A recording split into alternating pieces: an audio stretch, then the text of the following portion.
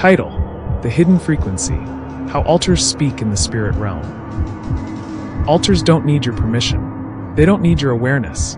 All they need is connection, and your bloodline provides it.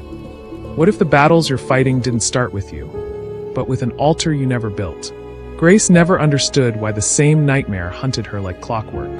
Every few months it returned, vivid, suffocating, and terrifyingly real. In the dream, she found herself in a dusty village she'd never visited before.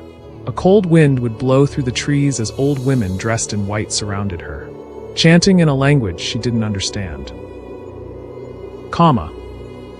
Their eyes, blank and ancient, fixed on her. She couldn't move, couldn't scream.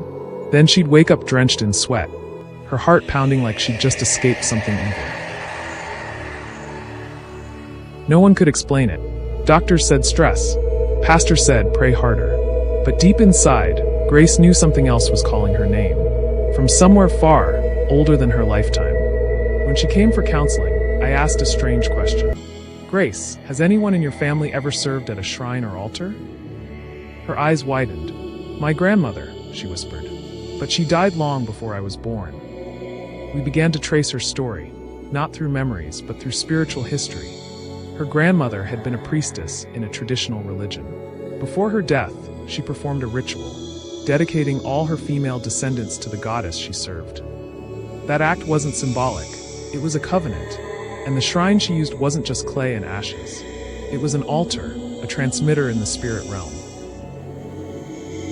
You see, spiritual altars function like unseen radio towers. They broadcast frequencies. They send invisible signals that attract and empower specific spiritual forces. A righteous altar, built through prayer, worship, and obedience, releases divine frequencies. Blessings, protection, angelic activity. But an evil altar sends out waves of darkness. Curses, bondage, demonic influence. And here's what most people miss. You don't have to personally build an altar to be connected to one. If someone in your bloodline erected it, every descendant is automatically tuned to its frequency, until someone breaks the connection. That was Grace's reality. Though she had never stepped foot in that village, her spirit was still receiving the signal from her grandmother's altar. The dreams weren't random, they were spiritual transmissions. Her torment wasn't imagined, it was inherited. So we went to war. Through targeted prayer and spiritual warfare, we confronted that altar by name. We renounced every dedication, every covenant, every word spoken over her bloodline. It wasn't easy, but when the altar was destroyed, the nightmares stopped completely.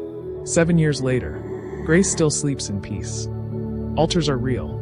They don't need your permission. They don't need your awareness. They only need connection, and Bloodline provides that bridge. The question is, what signal is your life tuned to?